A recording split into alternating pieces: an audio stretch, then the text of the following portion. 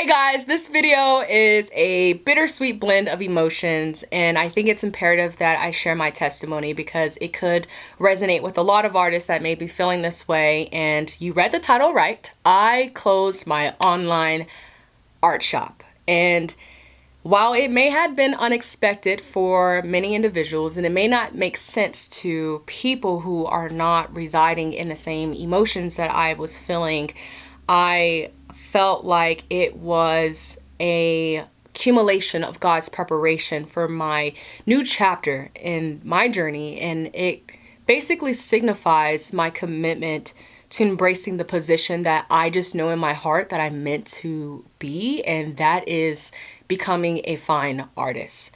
So I once had this online shop and it was a sense of pride for myself, but it began to distract me from the true calling and purpose that God had put upon my life. So I decided to close it, and I am going to share several reasons why. And if it relates to you, please, let's start a conversation about this. So number one, it became very unhealthy. And what I mean by that is I developed an unhealthy financial dependency on my artwork. And instead of having me sustain my artwork and like the practice of doing so, I started to have my artwork sustain me.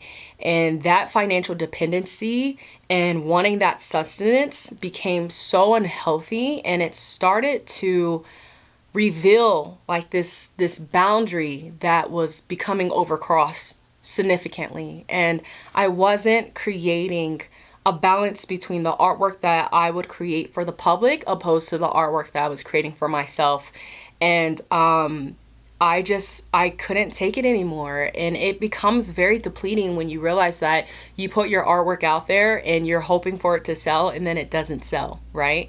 And so it got to the point where I was putting my artwork out online and I was developing a huge following, and people really do believe that having a following equates to having more sales and purchases. And at one point I believed that too, and I worked so hard to develop a huge following, and for some reason my artwork just wasn't converting into sales. Like my content wasn't converting into sales. So I would start to base off of everything that I would post in terms of content into what could actually sell into the market. And so when I wasn't receiving those results, it was really affecting like my mental stability. It was affecting me tremendously, and I didn't understand why until I had to really sit down and face the reality that I had developed this codependency that was really unhealthy and it needed to end. And so that was one of the biggest reasons why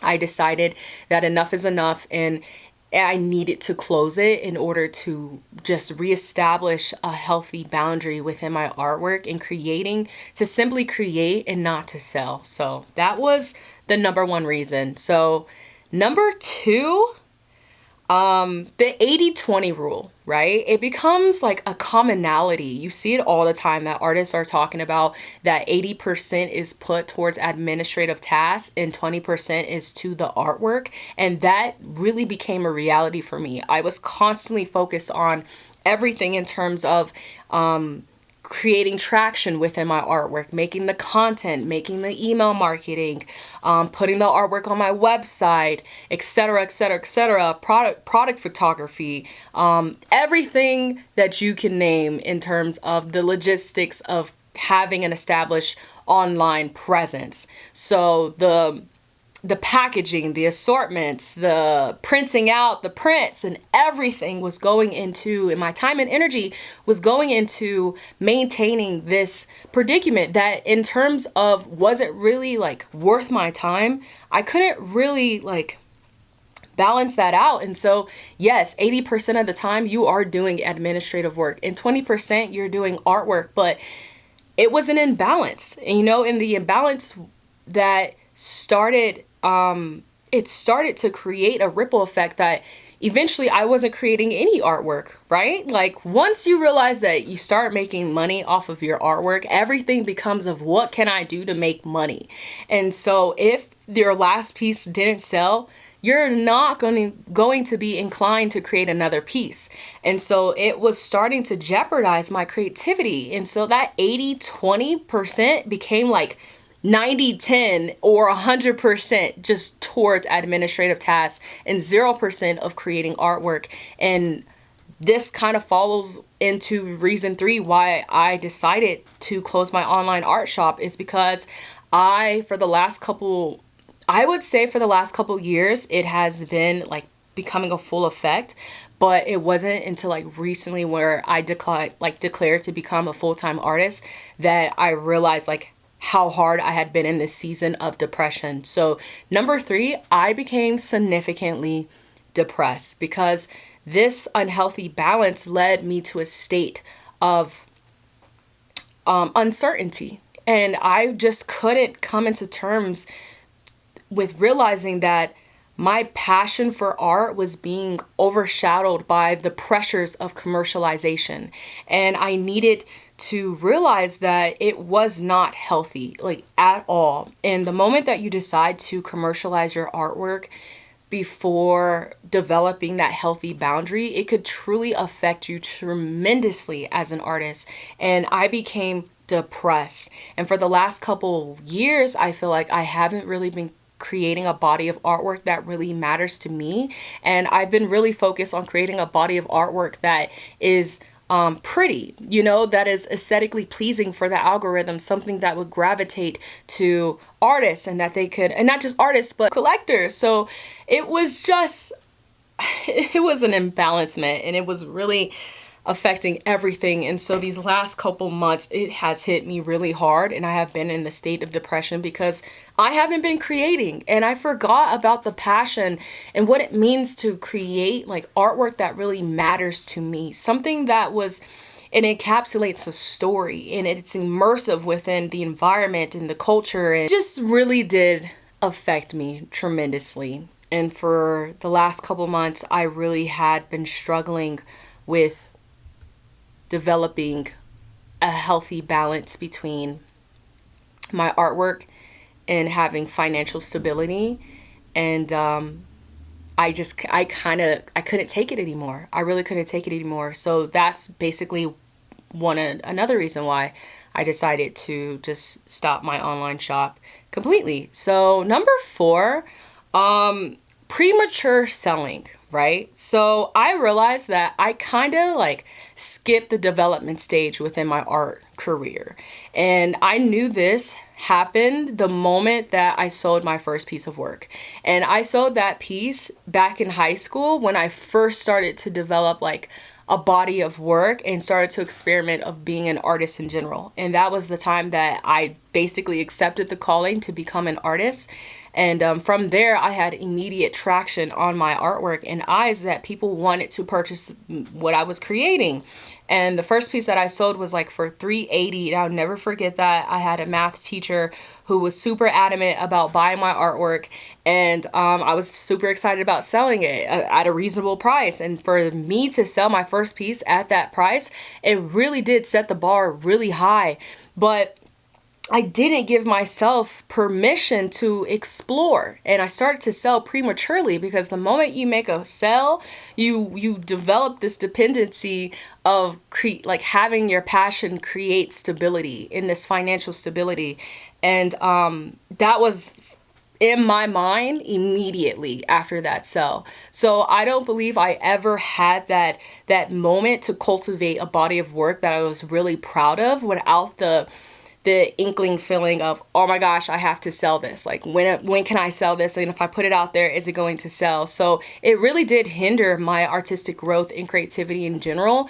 And I would not recommend anybody doing that. Like, you really have to have some time to develop like your artwork, because you're going to develop, if you don't, you're going to develop like this preconceived notion that what you put out is expected to sell instead of what you put out is expected to heal, because our artwork is a form of healing. It really does like cultivate this whole beautiful aspect and dynamic of like creating out of the abyss. And the moment that you decide to start making work off of your start making like money off of your work before you like develop a cohesive body of work, it could really hinder and stunt your creativity in general. And that's what happened for me. And I didn't realize that until like just recently of what was going on with me, and I couldn't understand. So yeah, that is really important. Make sure that you develop a cohesive body of work before you start selling, and you do not want to sell prematurely, because if you're not establishing these boundaries that I had already like mentioned previously in this video, then it could affect you tremendously. So yeah. Reason number 5, I realized something tremendously. And I realized that I want to become a fine artist. So I started to do research. I started to do research on the percentage of artists who were fine artists and that they were Black. Okay? Black fine artists in the world. And that number is significantly low in terms of the amount of artists who are considered just commercialized artists. And what I mean by that is the artists who went the path that I went. I know a lot of artists that sell their artwork online, and then they have their online shop, and that's what they do. And they do craft shows, and they do all these things. But when you define yourself as a fine artist, you're most likely going the route of gallery representation. You're going to like artist residencies. You're getting your artwork in museums, and that percentage was significantly low for Black artists in general. And if you think about the statistics of Black female artists, that number was drastically low. So I took some time to really do research, and I realized that like the percentile was like 1%. Like it was a really rare percentage of individuals who categorized into this society, and it was very marginalized. And I started to reflect on what I thought my journey was supposed to look like initially when I first started creating artwork. And I knew in my heart I had a deep sensation and passion to be in that percentile. I knew that I wanted my artwork in galleries. I wanted my artwork in museums. But the moment I opened up my online art shop is when everything started to deteriorate. That's when I started to get distracted, and I forgot about the overall vision upon my life. And reality is it wasn't working, it wasn't producing fruit. And it took a really long time for me to realize, and yeah, I'll get a sell like here and there, but it wasn't amounting to what I had positioned myself on my mood board, right? Like we all have our mood boards, or we have our vision boards of what we want our business to look like. And I would post those photos of people like just selling out, and they're like posted up with their huge inventory that they're about to ship out and sell. And that's what I had initially envisioned for myself. And I completely forgot about my overall passion to become a fine artist. And I kind of put myself in the perspective of where and what gravitates me the most. And that's when I go to the museums and I go to the galleries. And if I do happen to see a Black artist that is represented in it, I feel so compelled to figure out how I can do that as well. But there's like this deep fear of what if I can't make it to that point. And I made a video prior to this video, and if you haven't watched it, I recommend you watching it. But I truly believe that where there is fear, that is where God resides, and that's where like the best things in life is behind fear. And I didn't have a fear. Like initially, yeah, I had a fear like opening up my shop and like doing all the things of like establishing your LLC and legalizing yourself as a business, but it wasn't this type of fear that I'm talking about. This fear that you're really contemplating whether or not that you can make it as a fine artist and that you can sell your artwork for X amount of money. Because that was another thing that I struggled with a lot of is selling my originals. I for the life of me, it took a really long time for me to feel comfortable and confident to sell an original, and that's what I had started off with. But as I started to enhance my skills and develop like a cohesive body of work, it was really difficult for me to like give that to somebody like for money. And so I really had to signify whether or not, like, is it my position to sell my artwork? And if so, then am I selling it for what it's worth? Because I just couldn't see my artwork being sold for 1,000, 2,000, 5,000, whatever. When I look at like my latest pieces of work, my yarn collection, if you haven't seen that, you could definitely go check on my Instagram. Those pieces, I know somebody asked me like, well, how much would you charge for that? You know, like, I'm just curious, how much would you charge for one of those pieces? And I immediately was like 40,000 minimum. 40,000 minimum. And I know we have this, we artists have our tendencies to really put, a price that's unmeasurable into our artwork. But I know for a fact that my artwork is at that level that can sell at those rates and at that amount. And in order to get there, I believe that I have to declare myself as a fine artist and not a commercial artist.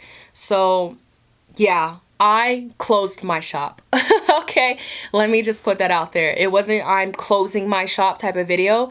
It would have been that video like prior till this video, but I closed my shop, and I just want to express how liberating I felt, how free I felt, and how rejuvenating I felt to start to create new bodies of work. And one of the things that I'm working on right now is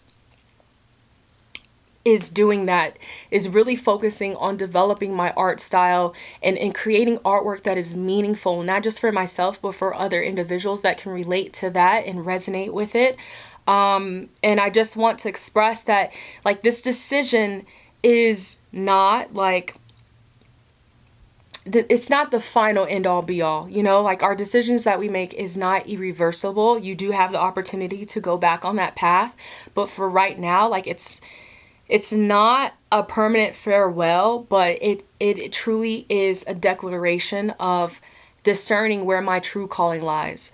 And if you've ever felt like, oh my gosh, like, this just isn't working and you're an artist, you can have a plethora of opportunities that you can pursue. You don't have to just do this one thing that you see other people succeeding in. Because one thing that I realized was, okay, if I want to be a commercialized artist, how do I sustain a business? Even if I did receive that many orders, I only have one printer. I seen this other artist who has she had 7 printers to sustain her print shop. And I couldn't even maintain one order that I would get in, and I'd be panicked. And I'm like, oh my gosh, like, my printer is not connecting. Like, what is happening? I don't know what's going on.